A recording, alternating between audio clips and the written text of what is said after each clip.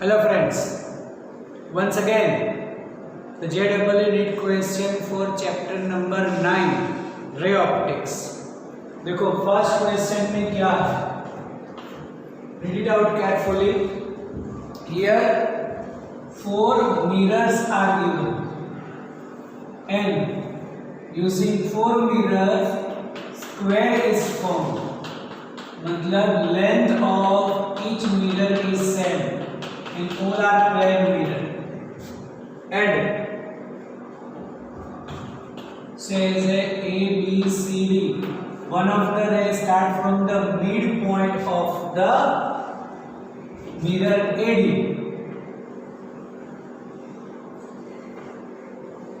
कुछ angle theta यहाँ पे दे रखा है and after twice reflection is reach up to the point D. तब हमें ये हम थीटा एंगल करना है कि what is the angle theta for the ray कि after twice reflection is reach up to the point D. मतलब यहाँ से अगर ये रे एक जाए ऐसी then it will be reflected from that, again it will be reflected. अब ये जो रिफ्लेक्टेड है वो जो है वो डी पर पहुंचता है ऐसा बोला है. Just read the question carefully. अब ये बोला यहाँ पर मिड पॉइंट, मतलब अगर मैं ऐसा बोल दूं कि this one is the length of the mirror then it is a/2. चलो यहाँ पर ये एक नॉर्मल बनेगा, यहाँ पर भी एक नॉर्मल बनेगा.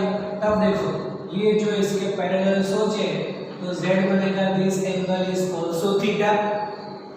If this one is theta for angle of incident, angle of reflection same, then this one is also theta. Okay? चलो अगर ये थीटा है तो ये एंगल भी थीटा होगा. अब यहाँ पर अगर हम ये 90 सोचे तो ये 90 माइनस थीटा, तो ये भी 90 minus theta, then this one is also theta. Okay चलो अब ये वाला है जो मिड पॉइंट पर ऐसा नहीं बोला, ये start from the mid point, लेकिन ये जो है उसके लिए मैं कुछ x बोल दूं इसको distance, then it is a minus x. ऐसे अगर मैं इसको y डिस्टेंस बोल दूं then it is a minus y. समझ में आ रहा है? ओके जो भी रे मिड पॉइंट से स्टार्ट हुआ it is incident on the mirror AB at a distance x, तो ऊपर वाला डिस्टेंस a माइनस x क्योंकि स्क्वायर वाला है. ऐसे यहाँ पर रिफ्लेक्शन के बाद बिफोर ट्वाइस रिफ्लेक्शन उसका डिस्टेंस y है तो बाकी का डिस्टेंस a माइनस y. तब हमें ये थीटा एंगल फाइंड करना है कि थीटा क्या होगा. तो हमें यहाँ पर ऐसे 3 ट्रायंगल मिलेंगे. देखो एक ये वाला, ओके, फिर एक ये और एक ये. बस तीनों के कॉम्बिनेशन से हमें थीटा फाइंड करना है. तो चलो पहले इसके लिए अगर मैं बोल दूं tan theta and tan theta is opposite upon adjacent, मतलब it is 2x upon a. Say as equation 1. Now for this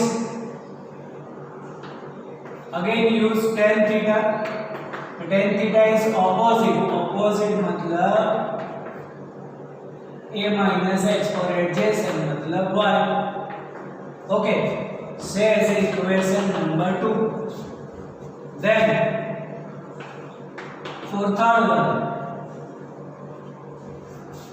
use tan theta.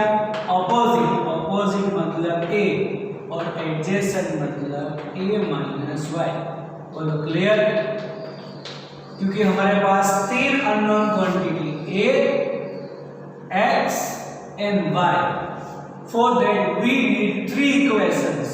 For that we need 3 triangle, 3 equations, 3 conditions. तो एक यहाँ पर ट्रायंगल ले लो, ये हमने बोल रखा, ये एक ट्रायंगल ले लो और एक ये ट्रायंगल. अब सभी थीटा की वैल्यू सेम है इसीलिए कंपेयरिंग 1 and 2.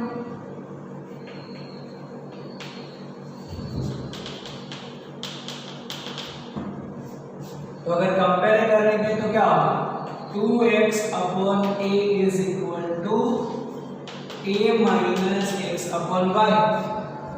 ओके, थोड़ा सिंप्लीफाई कर दो इसको। It is 2xy is equal to a square minus ax। Okay, अगर हम कंपेयर करते इक्वेशन नंबर 1 एंड 2 तो 2x upon a is equal two is a minus x upon y। फिर इसको सिंप्लीफाई करो और सिंप्लीफाई करो और इसको बोल दो इक्वेशन नंबर 1। अब कहीं पर भी ऐसे 2xy हुआ तो ये लिख सकते हैं, या फिर ऐसे a स्क्वायर माइनस ax हुआ तो 2xy, whatever it is.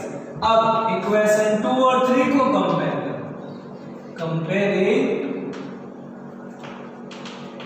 2 and 3, तो 2 एंड 3 को कंपेयर करें, a minus x upon y is equal to a upon a minus y। चलो इसको भी सिंप्लीफाई कर दो, मतलब मल्टीप्लाई करो यहाँ पर, तो ये a minus x a minus y is equal to ay। ये हो गया a square minus ay plus minus ax minus minus plus xy is equal to ay। ओके, अब यहाँ पर है क्या a स्क्वायर माइनस ax, तो देखो ये हो गया हमारे लिए a square minus ax already है, इसको इस साइड कर दे तो प्लस हो जाएगा तो 2ay और ये प्लस इधर जाएगा तो माइनस xy, क्योंकि हमने कर दिया यहाँ पर a स्क्वायर माइनस ax, बाकी को राइट हैंड साइड पर तो प्लस ay और minus x। a square minus ax it is 2xy, है ना, it is 2xy is equal to 2ay minus xy। तो देखो क्या होगा, ये हो जाएगा 3xy, then 3xy is equal to 2ay, y will be cancelled। What about the x? तो x मिल गया हमें 2a/3, x हुआ 2a/3। अगर x की जगह पर यहाँ पर कर दे तो tan थीटा मिलेगा फ्रॉम इक्वेशन 1।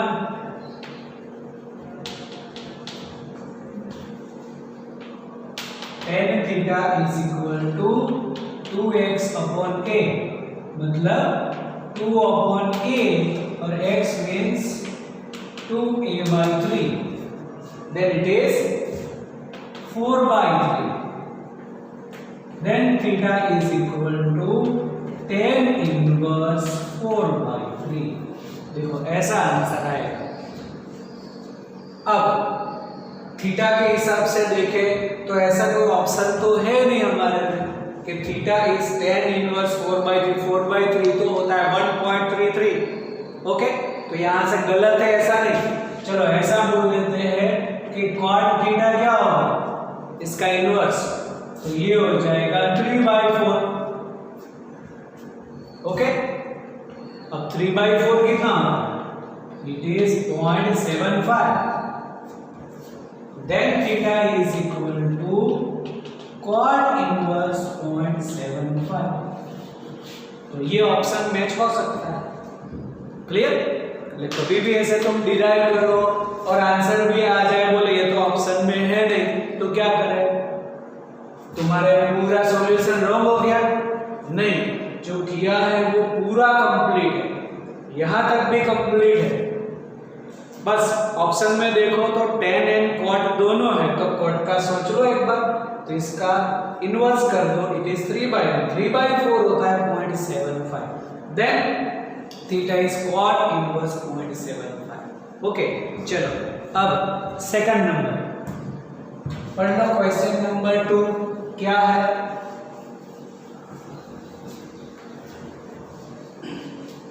कि कोई भी एक लीनियर ऑब्जेक्ट हमें दे रखा है जिसकी लेंथ b है और हमें करना है the size of the image. Size मतलब यहां पर हम इसका वॉल्यूम भी बोल सकते हैं। साइज मतलब वॉल्यूम ऑफ द इमेज। तो देखो अब वॉल्यूम मतलब length into breadth into height. Length तो हमें ओरिजिनल दे रखी है उसकी द बी। ओके, अब अगर हम लीनियर मैग्निफिकेशन से एरियल मैग्निफिकेशन कर दे देन एरिया इनटू लेंथ जो होगा वो वॉल्यूम हो जाएगा। तो हमारे पास लीनियर मैग्निफिकेशन की फॉर्मूला है कि linear magnification m is equal to minus v by u। अब इसमें तो ऑप्शंस जो है वो कुछ अलग है, तब हमारे पास दूसरा भी एक फॉर्मूला है ना, कौन सा? m is equal to f by f minus u।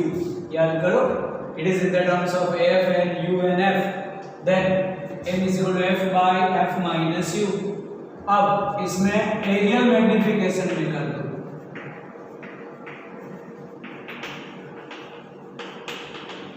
Areal magnification वो हो जाएगा उसका स्क्वायर।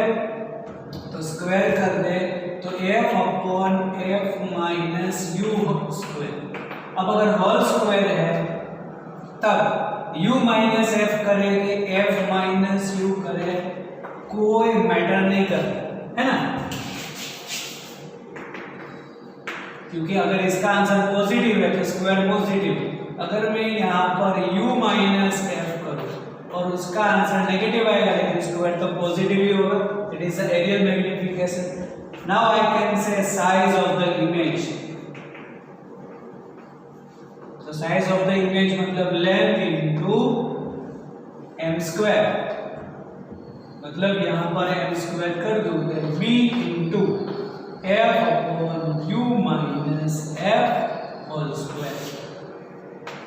ओके, तो ये है ऑप्शन। चलो नंबर 3 क्या है उसमें? तो एक हमें कॉनकेव मिरर दे रखा है of focal length f1 and second convex lens of focal length f2, beam of light coming from the infinity falling on this combination of convex lens and concave mirror and again return to the infinity, then distance between lens and mirror is क्या हो सकता है option के हिसाब से। तो अगर देखो इसकी हम कुछ डायग्राम सोचे तो एक ये लेंस और यहाँ कहीं पर भी मिरर, चलो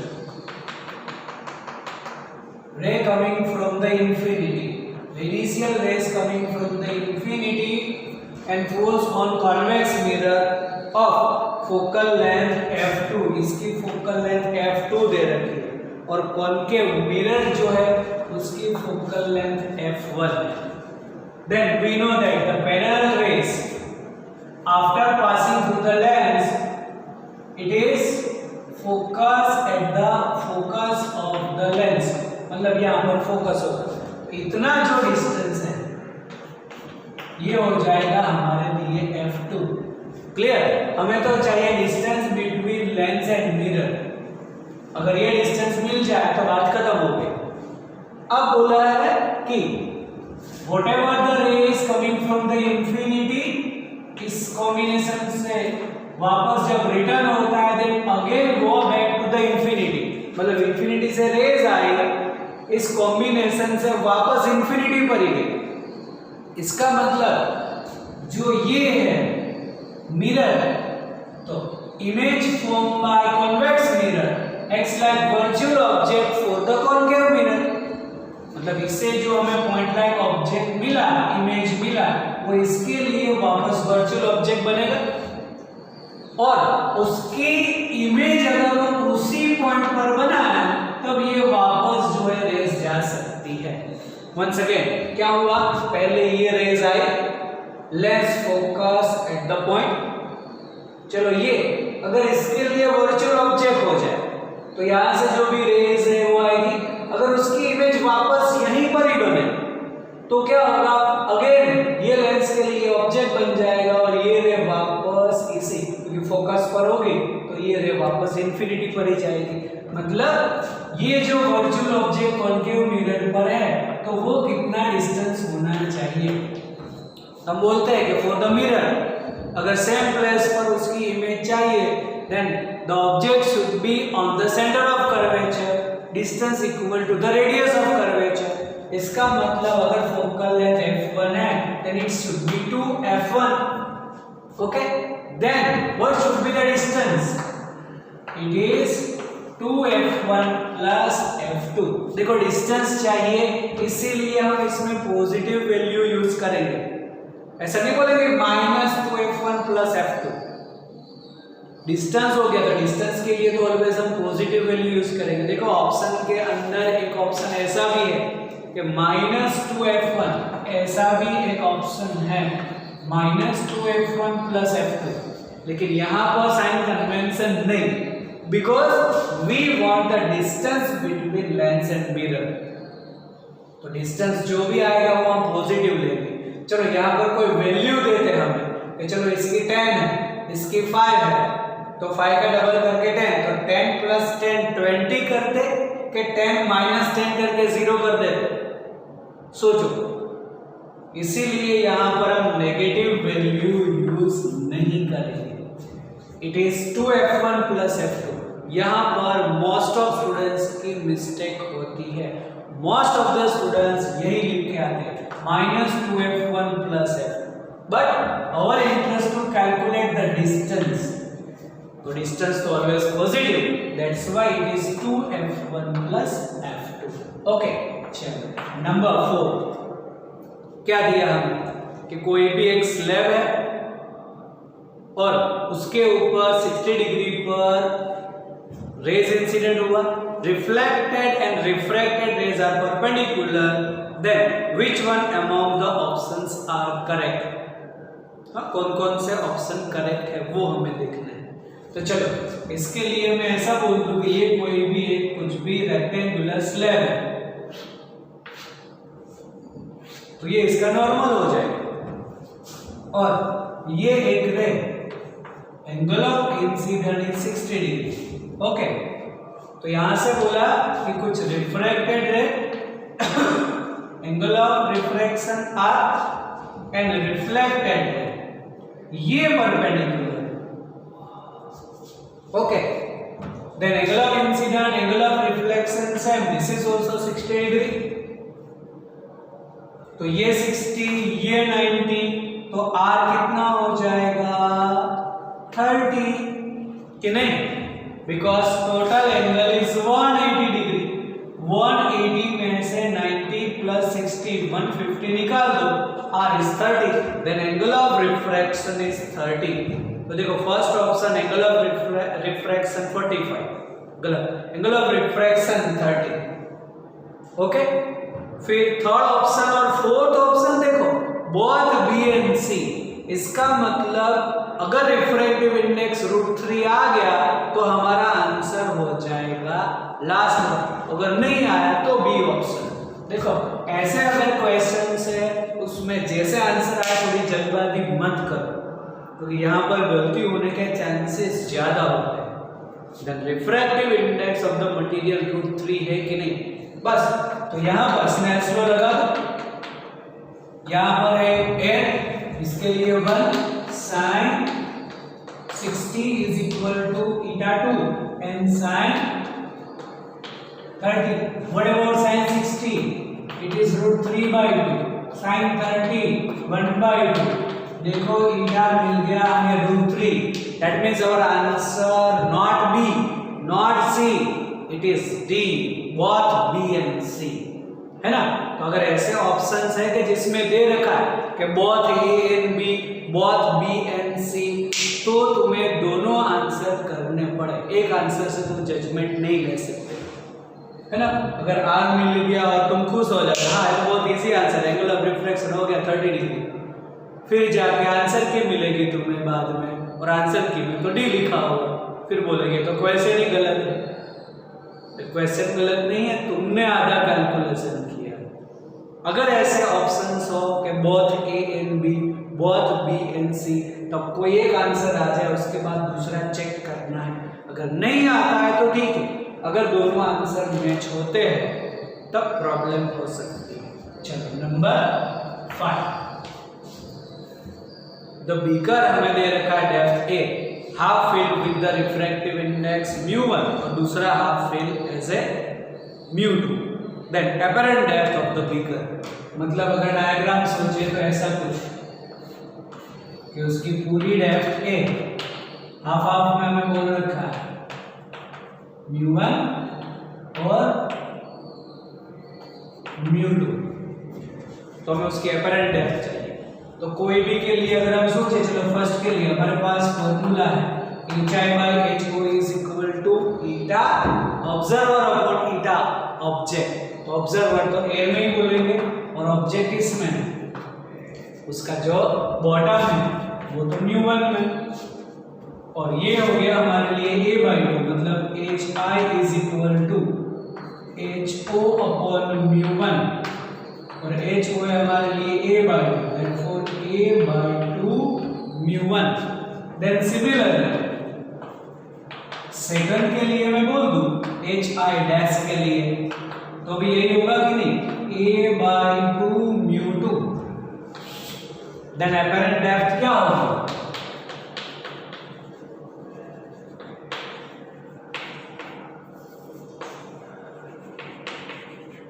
then apparent depth is equal to HI plus HI dash, दोनों को प्लस करो, A/2 common 1 upon μ1 plus 1 upon μ2, ये आंसर। अदरवाइज इसका एलसीएम ले, then it is μ1 plus μ2 upon 2 μ1 μ2। This is our answer for the apparent depth। अगर इसमें एक step आगे पूछा है शिफ्टिंग, देखो ये इसमें नहीं है हमारा केस, लेकिन शिफ्टिंग अगर पूछे तो शिफ्टिंग क्या होगा, A minus A/2 μ1 plus μ2 upon μ1 μ2। उससे जो आंसर पूरा सिंप्लीफाई करके जो आंसर मिल सकता है वो हमारा होगा शिफ्टिंग। ओके चलो नेक्स्ट नंबर 6 क्या है, two transparent media A and B, दोनों में स्पीड दे रखी है कि ए मीडियम में कुछ स्पीड है, बी मीडियम में कुछ अलग स्पीड है, और हमें फाइंड करना है critical angle whenever ray enter from A to B is. Okay, तो ray enter from A to B, चलो ये मैंने ए मीडियम बोल दिया, ये बी बोल दिया।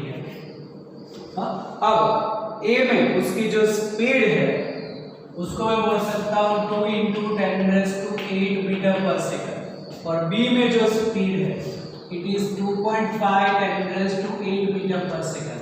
That means after refraction A to B गया, आफ्टर रिफ्रैक्शन स्पीड इंक्रीजेस, तो स्पीड कब इंक्रीज होगी, डेंसर टू रेयर, मतलब ये हमारा डेंसर मीडियम होगा और ये रेयर मीडियम बोल सकते हैं। डेंसर मीडियम में स्पीड कम होती है, रेयर मीडियम में ज्यादा होती है। ओके, और हमें फाइंड करना है उसका क्रिटिकल एंगल, ये वाला क्रिटिकल एंगल फाइंड करना है ऑफ ए, या फिर going from A to B is total internal reflected, तो इसका क्रिटिकल एंगल चाहिए। तो क्रिटिकल एंगल से रिलेटेड हमारे पास इक्वेशन है, कौन से, sine C is equal to, हम बोलते हैं 1/η, लेकिन 1/η कब बोलेंगे, when second medium rare medium as air.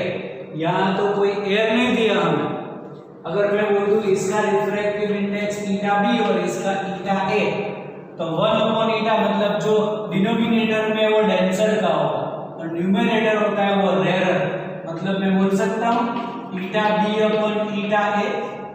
Okay, अगर ये रेयर हुआ तो 1/η हो जाएगा।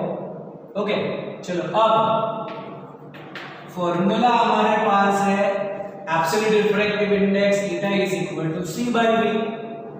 इसका मतलब sine C is equal to जो वेलोसिटी है, refractive index and velocity are inversely proportional, मतलब हो जाएगा हमारे लिए VA अपॉन VB, कि नहीं?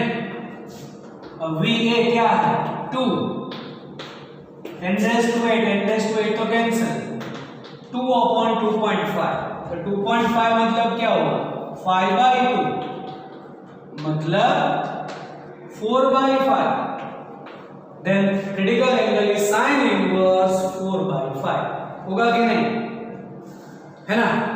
चलो ये था नंबर 6। 7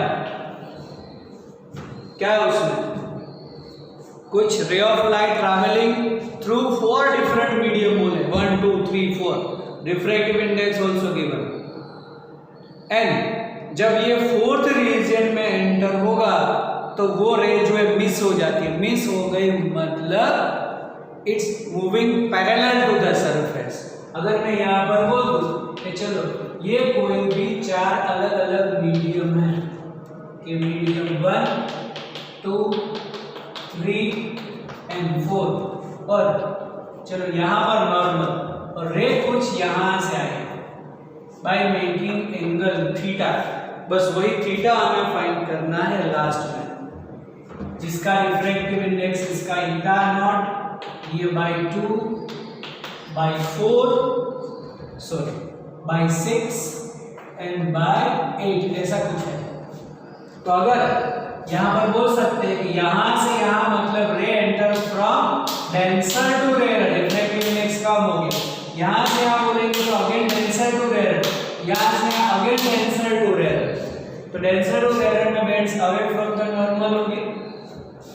ओके, इसके लिए R दोनों मीडियम, यहाँ पर मीडियम सेम है यहाँ पर, तो ये R और ये R सेम होगा। अगेन यहाँ से गए तो ये R डैश, तो इसके लिए भी R डैश, और अब ये रे जो है वो पैरेलल चली जाएगी, क्या बोला just miss in medium 4, medium 4 में जाए नहीं, तो यहाँ पर तो ये 90 डिग्री हो जाएगा। ओके, हर एक मीडियम के लिए स्नेल्स लॉ लगा, पहले यहाँ पर क्या होगा ईटा नॉट बाय 6, या फिर एक काम करते हैं पहले ईटा 1 ईटा 2 ईटा 3 ईटा 4 ऐसे करते हैं, then eta 3 sin r dash is equal to eta 4 sin 90, इसका मतलब ईटा 3 sin r dash is equal to eta 4, ये इसके लिए। चलो इसके लिए स्नेल्स लॉ बोल देंगे तो ईटा 2 sin r is equal to eta 3 sin r dash, eta 3 sin r dash is ईटा 4, तो डायरेक्ट ईटा 4 हो गया ये। तो अगेन यहाँ पर ईटा 1 sin r is equal to eta 2 sin r, eta 2 sin r is 4, मतलब ईटा 1 sin theta is equal to eta 4। इसका मतलब जितने भी अलग अलग मीडियम दे रखे हैं, फर्स्ट का साइन और लास्ट का जो साइन है वो दोनों सेम है, इन बिटवीन जो इक्वल होते हैं उसको निकाल दो तो भी चले, मतलब फर्स्ट मीडियम और लास्ट मीडियम का स्नेल्स लॉ लगा दो, इन बिटवीन को कैंसिल करो तो भी चले क्योंकि अगर ये कंपेयर करते जाओगे तो लास्ट में एक ही बचेगा बस। तो ये ईटा 1 मतलब क्या, eta naught sine theta is equal to, ये क्या है, it is eta naught upon 8, है ना, बस। तो क्या होगा, eta naught cancel, sine theta is 1 upon 8 and sine theta is 1 upon 8, then theta is sine inverse 1 upon 8, proof हो जाएगा। ओके, चलो नंबर 8, नंबर 8 में क्या दिया हमें, क्वेश्चन तो है वो तो मुझे भी मालूम है, पढ़ो क्वेश्चन क्या है क्वेश्चन। तो कुछ ऐसे वन कर्व रिफ्रैक्टिंग सरफेस है ना, और उसमें कुछ ऑब्जेक्ट है 100 सेंटीमीटर पर, इमेज फाइंड करनी है। रिफ्रैक्टिव इंडेक्स दिया और आर की वैल्यू दी, मतलब for one curve refracting surface eta1 upon u eta2 upon v is equal to eta2 minus eta1 upon r। देखो यहाँ पर ये 1 ऑब्जेक्ट 100 पर, लेकिन according to sign convention it is -100। eta2 is 1.5, we find करना है 1.5 minus 1 upon 20। तो देखो ये तो प्लस हो गया, इधर जाएगा तो माइनस, मतलब 1.5 upon v is 0.5 upon 20 minus 1 upon 100, है ना। बस इसको सिंप्लीफाई करो। अब ये जो है वो तुम्हें करना है और v हमें मिलेगा 100 सेंटीमीटर। ओके, कैलकुलेशन अब तुम्हें कर देंगे, एलसीएम निकालो, आंसर आ जाएगा। चलो फिर नंबर 9 क्या है, दो लेंस है +5 डायाफ्राम वाले और उसको कुछ डिस्टेंस पे रखा है और इक्विवेलेंट पावर नेगेटिव मिल रहा है, देन डिस्टेंस शुड बी क्या होगा, greater than 40, equal to 10, equal to 40 या लेस देन 10। मतलब जो भी ऐसे पावर है, दो हमारे पास लेंस है P1 और P2, दोनों बोल दिया हमें +5 डायोप्टर और उसको कुछ डिस्टेंस पे रखा है। तो अगर डिस्टेंस पर है तो उसका रिजल्टेंट पावर हमें पता है कि P1 plus P2 minus dP1 P2, है ना। अब उसका जो रिजल्टेंट पावर है वो नेगेटिव है, मतलब लेस देन 0 बोल सकते हैं हम। तब what should be the distance between them, distance क्या होना चाहिए। तो यहां पर जो P1 एंड P2 है तो ये तो हो जाएगा हमारे लिए 10, okay, and minus d P1 into P2 that is 25, क्योंकि 5 plus 5 10 और ये 25, और रिजल्टेंट जो बोला है कि here P is less than 0, इसका मतलब 10 minus d 25 is also less than 0। Okay, अब अगर मैं बोल दूं ये वाला, then 10 less than d into 25, therefore 10 upon 25 is less than d। Okay, अब यहां पर ये अगर 10 upon 25 है then 25 4 से होगा, मतलब ये हो जाएगा 0.4 मीटर कि नहीं, लेकिन यहां तो सेंटीमीटर में है और 0.4 मीटर लेस देन d, इसका मतलब d अगर मैं लिखूं then it is greater than 0.4, centimetre में करेंगे तो 40 सेंटीमीटर। इसका मतलब अगर d की वैल्यू 40 सेंटीमीटर से ज्यादा है तब वो नेगेटिव मिलेगा, क्योंकि माइनस में है। अगर ये वैल्यू ज्यादा हो गई तो ये आंसर जो होगा पॉजिटिव से ये वैल्यू ज्यादा होगी, then power will be negative. ऐसा भी हो सकता है, भले ये कॉन्वेक्स है लेकिन सेपरेशन कर दो then resultant will be negative, then we can say d greater than 40। Okay, चलो ऐसा ही कुछ नंबर 10 क्या है, टू थिन लेंसेज जब कांटेक्ट में है तब उसका रिजल्टेंट 10 डायोप्टर है और उसको कुछ सेपरेशन कर दिया 0.25 मीटर का, then power reduce to +6 dioptre, then focal length of each lens. इसका मतलब whenever lens in contact, lenses in contact, resultant power क्या है +10 डायोप्टर। तो फॉर्मूला क्या होती है लेंस इज कांटेक्ट में, P1 plus P2 is equal to 10। चलो फॉर सेपरेशन, तो सेपरेशन में यही फॉर्मूला है, the P is equal to P1 plus P2 minus dP1 P2, ये है 6 दिया is equal to P1 plus P2 तो 10 है minus dP1 P2। Okay, then अब ये जो d है उसकी भी वैल्यू हमें दे रखी है 0.25, तो ये इधर आएगा तो dP1 P2 is equal to 10 - 6 मतलब 4 और 0.25 अगर मैं बोल दूं कि d की वैल्यू 0.25 है मतलब 1/4 हो सकता है कि नहीं।